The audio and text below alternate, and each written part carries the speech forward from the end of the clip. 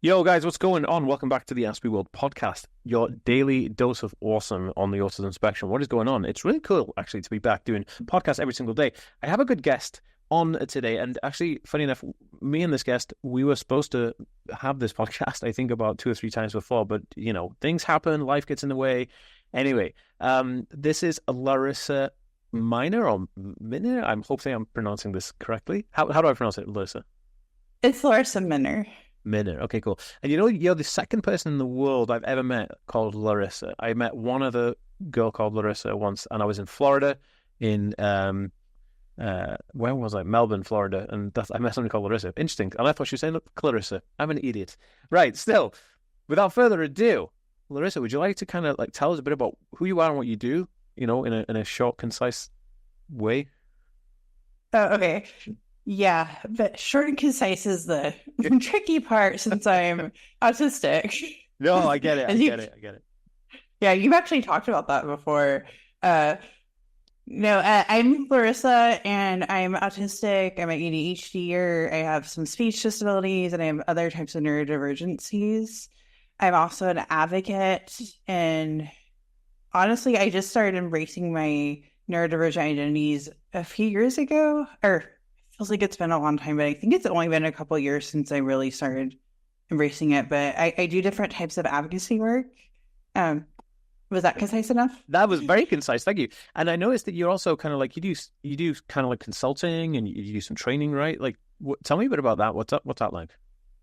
Okay, so this is probably going to be a little controversial because it involves ABA, if that's okay with Of course. you. Look, let me tell you something. Can I just say something? This is a statement, okay? Yes. Look, people have views on things, and they're allowed those views on things. And I also think that people have terminology that they want to use that they can use, as long as you're not being completely derogative by using kind of like the R word or the N word. I'm just being just blatant, kind of being obvious here. Now, ABA, a lot of people have issues with it, and I also had issues with ABA when looking at the archaic ABA where it came from, But when Eric Lovas and all the others moved forward in future and thought, well, how do we actually have behavioral therapy without negative impact on the child or the person? There's an ability to have ABA that does not cause harm to the person, so it's fine. Please proceed. Awesome, thank you. I'm extra cautious. They've actually had people say they wouldn't collaborate with me if I talked about ABA. Because they're idiots. Yeah. Actually, I had it wasn't called ABA, but I was in something that was clearly looking back ABA when I was a child. I just wasn't identified as autism, but I actually did do ABA, applied behavioral analysis, as an adult. And I haven't met that many other adults that actually did that. I've never done it either. No. Yeah, and the interesting thing is I believe I was in autistic burnout when I started it, and I didn't understand that, and I actually embraced my autistic identity during ABA, and ended up getting out of autistic burnout. And the reason why I bring that up is the training that I've been doing. I do a lot of different training, but some of the training that I've been starting to do in the last year is for BCBAs or ABA therapists on how to prevent autistic burnout in their clients and how to teach self-advocacy skills. And I'm really trying to suggest that they start teaching or educating the parents and anyone involved, as well as the autistic individual themselves at an age-appropriate level on autistic burnout. And we're talking about like how to focus on things that affect quality of life instead of trying to change, neurodivergent traits. But there are like real pieces for using ABA because there's, sometimes certain behaviors can be life-threatening, and there can be quality of life challenges. Like, 100%. yeah.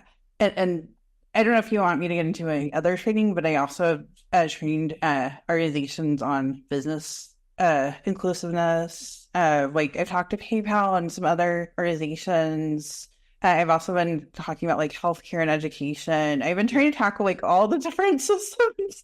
Not all of them, I'm exaggerating, but they're so interconnected. Yes. But yeah, that's what I've been busy. Dude, and I love that. So that kind of work is so important because nobody's doing it. Like you have so many organizations who know very little about neurodivergency, and having what is it like in America? It's 1 in 30 or 1 in 34 people are diagnosed with autism in America, right? In the United States of America. That means that like you're going to have an autistic person in pretty much every organization that exists. And if you're not, if you're not up to speed with how do you accommodate an autistic person, it's kind of like having a person with a wheelchair user in your establishment, and you don't have a ramp. It's kind of like, what are they supposed to do? Take the stairs? Like, come on. And that is so important. I'm so with you on that because it's accessibility, right? And it's allowing the accessibility of work. Globally, there's about 80% of the autistic community are out of work, right? And that's huge. So what you're doing is getting that deficit down, because I briefed the EU Parliament back in 2020 on this exact thing, and they were so shocked to learn about it. I thought, oh my goodness, like how do you not know the statistics? You guys are a government body, like, you know what I mean? Like it's crazy. Yeah, and it is pretty. I'm not gonna lie, sometimes it does feel like bleak, but I know change is happening. But honestly, like even with myself, it's not like I have full employment. I have part-time employment, and then I do the consulting and speaking. And I hear this like all the time from people, even people that have like 3 master degrees and they're underemployed and doing work that's not in their expertise. Yeah. It's like, absolutely bonkers, isn't it? It is. And I wanted to quickly add, because this is how my neurosurgery works. For the ABA, I'm also working with some organizations on talking to like other autistic individuals, especially like non-speaking autistic individuals. I just want to mention that because since they work often with non-speakers, I think that's important. I've done some collaborations. I've just been slow to post those collaborations with non-speakers, but that's something else I'm passionate about is making sure that people from different backgrounds and different support needs are being included and compensated for their work. That's something I've been advocating like really a lot for. That it's so needed. I did a video. I don't know if you follow my YouTube channel and stuff, but I did a video. Yes. Talking about how the Love on the Spectrum cast were not paid appropriately, right? Because they weren't paid at all. Because they said it's not reality TV, it's a documentary, when it definitely is reality TV. And I talk about my own experience with reality TV and how little they respect autistic individuals, right? So you're absolutely right. And you being I think it's interesting, you being a person who's saying, hey, get this right and give the respect and the actual monetization that's owed to these people, or compensate them in a way where they deserve to be compensated. That's really interesting because nobody's sticking up for that. I found somebody emailed me after that video went out with a couple of organizations that were like trying to make sure that the equity value of a person on television it was equal to the price that they got paid or something, like, which is really interesting. But that is a thing. And do you find this a lot where autistic people are kind of like just used and never valued in monetization? Okay. Actually, I'm sure I have a feeling you've encountered that a lot. I feel like that happens a lot, and without getting into like too much detail, I've been like a volunteer consultant for places where it was probably, looking back, it was work that was actual work and not typical volunteer work. I'm not trying to complain, but like now I understand more about my rights, I guess is a way to put it, because I see this as a civil right issue. Yeah, valuing. I didn't value myself that much, I think was part of it, and that's common with autistic individuals because of how we're treated. And it's like imposter syndrome comes into it, right? Yes, that's been a big challenge for me. Have you like experienced that or? 100%, dude. For me, imposter syndrome, it's crazy, right? So I've got this book out here, Autism for Adults. I don't know if you've come across it, right? But it came out a couple of months ago.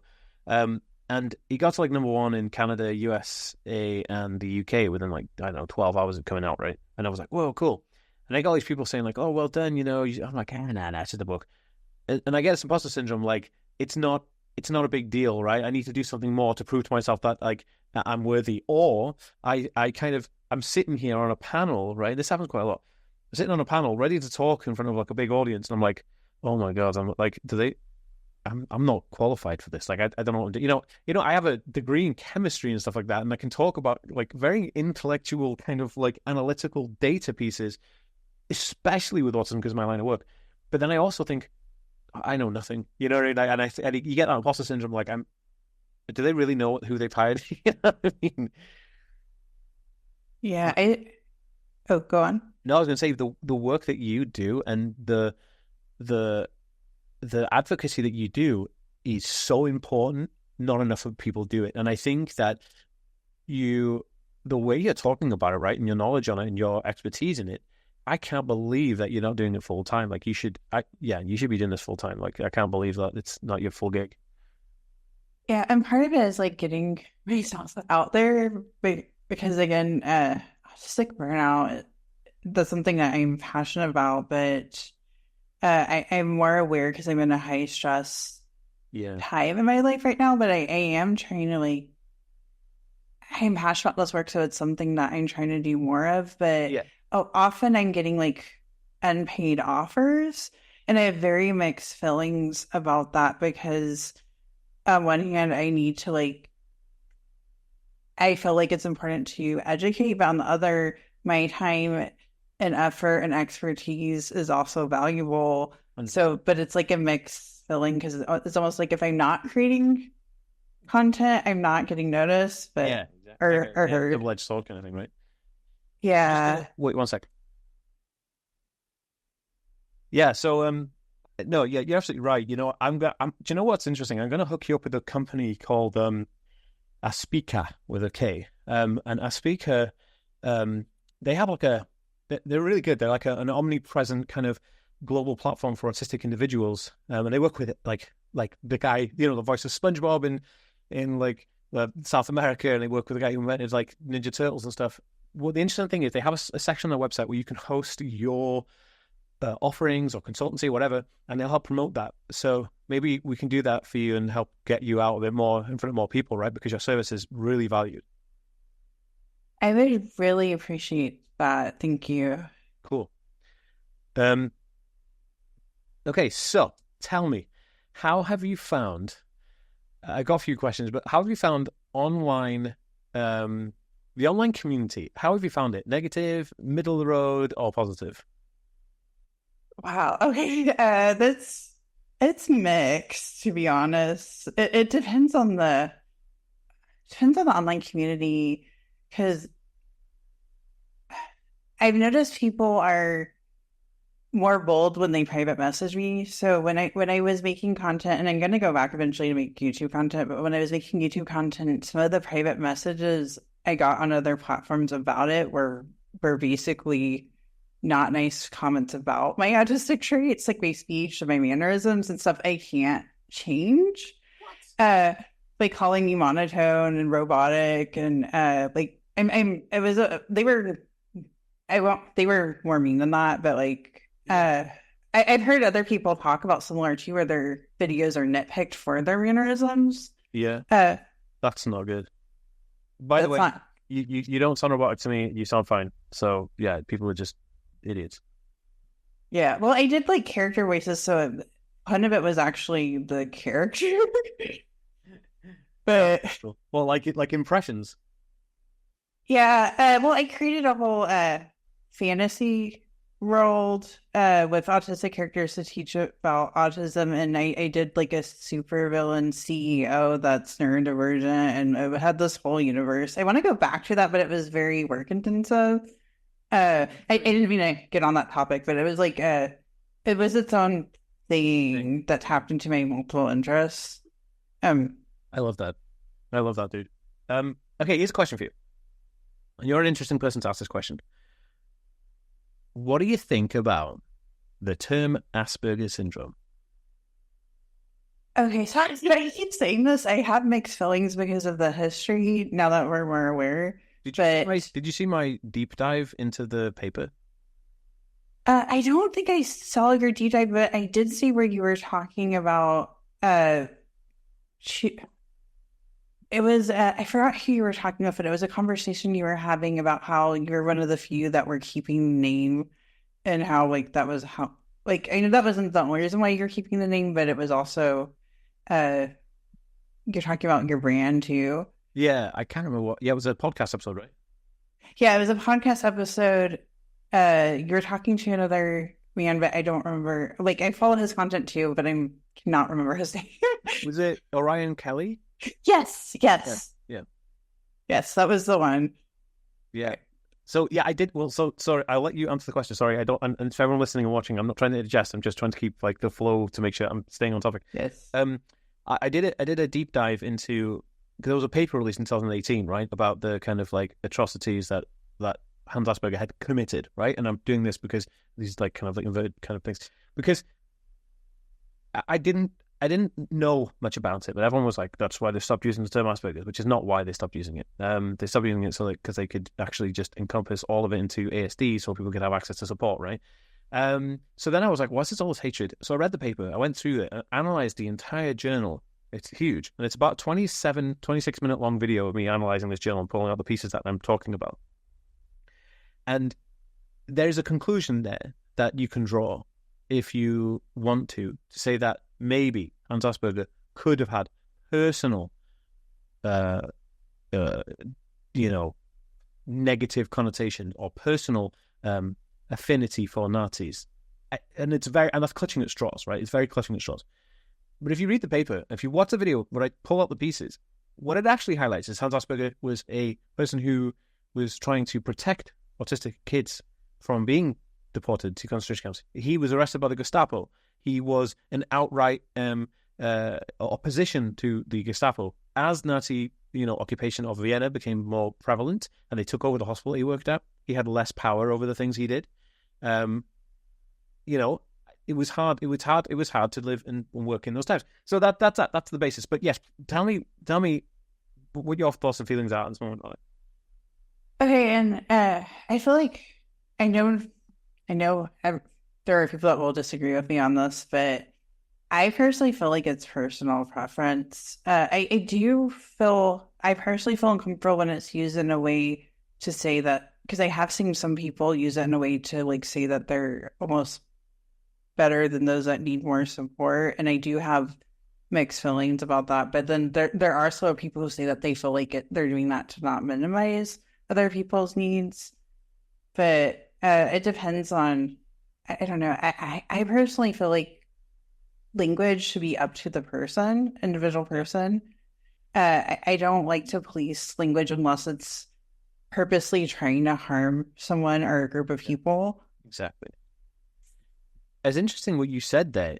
You said that, people use it in a derogative way where they say like, I'm Asperger's and you're classic autism, so you're lower intellectually than me, right? That's horrible. That's nothing to do with labeling. That's to do with you being an asshole. Whether you have Asperger's syndrome diagnosis or not, if you're an asshole, you're an asshole. So I think it's a broad statement and definition of character labeling if you say you can't use the term Asperger's because it causes Aspie supremacy, right? Which is this term that you're kind of talking about where someone says, "Hey, I have Asperger's. I'm a genius. All you guys are idiots because you're not Asperger's," right? That's nothing to do with Asperger's. That's to do with you as a person being a total asshole. So I'd love to just kind of put that out there. People need to just really just calm down and realize that, read the Asperger paper properly, watch my video on it. And I don't even use the term Asperger's that much. Like, as in, I don't say, "Oh, I'm diagnosed with Asperger's," because I had a reassessment. I'm diagnosed ASD level 2. So I just say I have autism level 2, right? I don't actually say, "Oh, I have Asperger's," because that's not what my updated diagnosis says. But I will advocate for people who want to say that they identify with the term Asperger's because, hey, at the end of the day, I know somebody who wants to identify as they, them, and them. And if I accept them for being them or they, then I'll accept somebody for being Asperger's syndrome, because that's who we are. We are allowing people to be themselves. And that's important, isn't it? Yes, that's important. And that actually, a while back, in this conversation, you asked me about the online community, and that's actually one of the challenges I've encountered is people wanting to police, I call it policing, but like wanting to like control what other people say when it's stuff that's opinions and they're personal, like a personal identification. Yeah, it's almost like correcting someone's pronouns. And that's so personal. Yeah, it's up to you, isn't it? Like you can be who you want. You know, I mean, that's the beauty of the world, isn't it? Yeah, Absolutely. yeah, I totally agree. And that's like something I've talked about too, is that I want the community to be more inviting. And I'm not trying to like nitpick on the community. It's just, it's something that sometimes I've heard people say that they're new to being identified as autistic and they don't always feel like they can reach out to people because they're afraid of saying something wrong and misstepping. And I feel like we should be creating an environment where people feel accepted and okay to make, like, it's okay to make mistakes. 100%, dude. Did you see my team released a statement on we did it. We do these quote cards, right? And what happens is my team has a tool that takes a statement that I've made from a video in Word format and puts the text on an image of me, and that's a random selection, and then that goes out onto my socials. So there's a picture of me smiling like this, and it said, you know, the survival rate and age, or the average age of deceasedness of autistic individuals is this and this. And so people kicked up a massive stink, and people went nuts on I don't know if you saw it on my Instagram, and they were going hell for leather. And I just said, guys, look, it was a mistake. Like, it was just we used a bit of AI to generate some kind of content to make sure that we didn't drop in, providing value for you guys. But also, I made a mistake, and I'm human, right? So, like, just chill out. Like, we can make mistakes. That's fine, as long as we learn and rectify from them. You know what I mean? Like, it's crazy. Because if we don't, like you said, what do we do? We're teaching an entire generation of people that you can't make a mistake. You have to be bang on all the time. And if you do make a mistake, you'll be shunned forever for it, which is not right. This is bullshit, right? It's not right. And I actually think that makes like perfectionism and anxiety worse. Uh, and it also, yeah, it's not the message that I think we should be sending out to people because, like you said, it's fine to make mistakes. We are human. Uh, and it's also, you brought up AI. I've also heard people get like shamed for using AI, and I feel like there's no shame in using tools at all. Yeah, I think, yeah, because the whole AI thing, I wasn't even using AI to generate the content. I was having AI helping me as a tool to take this and put it on that so I can put it out. You know what I mean? Like, it was a picture of me. It wasn't an AI generated picture. It was an actual picture of me. It was an actual quote that I'd said. And I just wanted it to, because if somebody has to copy and paste, put it into Canva, do all that thing. But I used AI tools that we created in-house to do this. It just needed fine tuning, right? And there's nothing wrong with AI. I mean, you could use AI to make your content as long as you're helping people. Like, who cares?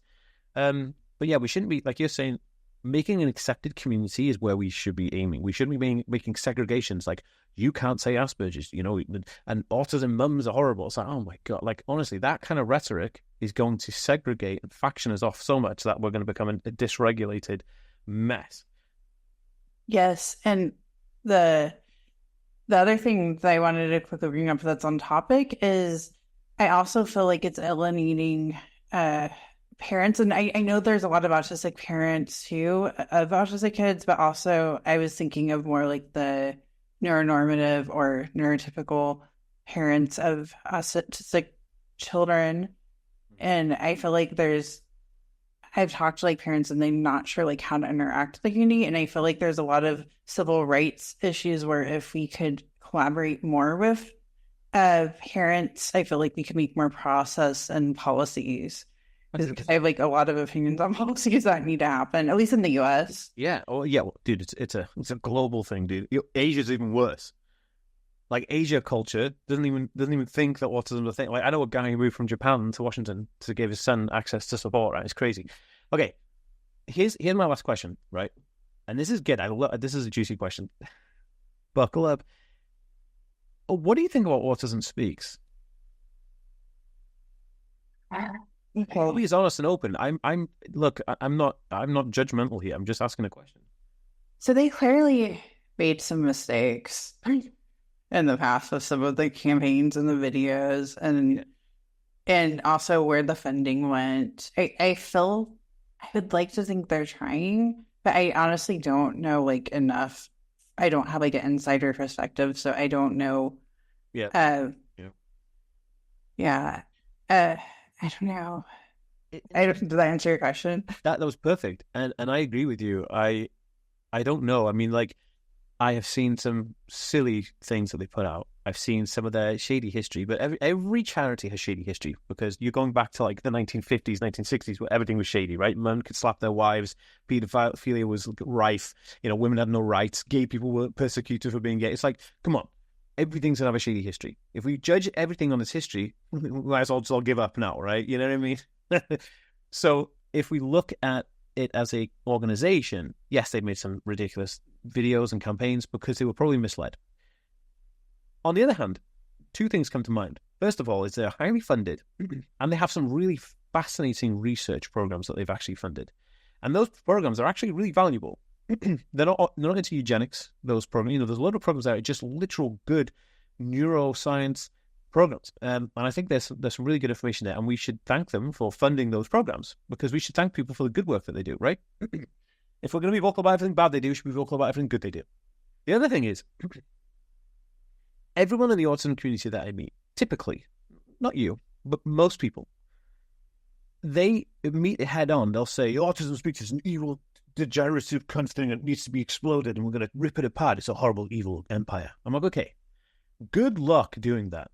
Because you are you, and you have about $6 in your account, and they're a multi-million-dollar agency. How do you combat a multi-million-dollar agency? Because you be the change you wish to see in the world, right? Or you don't just go and attack a company. They will just squash you. How do we do it? You open dialogue. You talk to them. You create consultancy groups. You create clinics where you talk to them and you have open dialogue. That is how you create Autism Speaks for the betterment of the community rather than just shun it. Because all the time they're calling them like, Autism Speaks is a nasty, horrible company. Nothing's going to change. They're going to meet you with resistance. We need to be open. We need to be able of communication. And we need to find some common ground to open communication comm lines. And once you have those cables set, everything else will just flow. And that's what I'm going to do. I really feel like we need to sit down and have a talk on them because, like, they've done some stupid shit, but can they change from that? I don't know. Let's try it. Why not? Because that money, the funding that they get can and has been used for great things. And we can do great things. It's like, they fund schools, like iPads to kids so they have accessibility, right? It's a great thing to do. So there are some really good things that we can do. And I was just interested because I don't know an awful lot about them. I need to see some research, but the things I have seen are mixed. So. Yeah. And just real quick, like actually when I was in ABA, there was a lack of assessments for adults, like functional assessments. And the one that they had to use for me to see where I need support was actually from Autism Speaks because they were one of the few that had like that free resource out there. And I mean, my ABA therapist didn't have access to those type of assessments for adults, or the ones that were available were not comprehensive enough.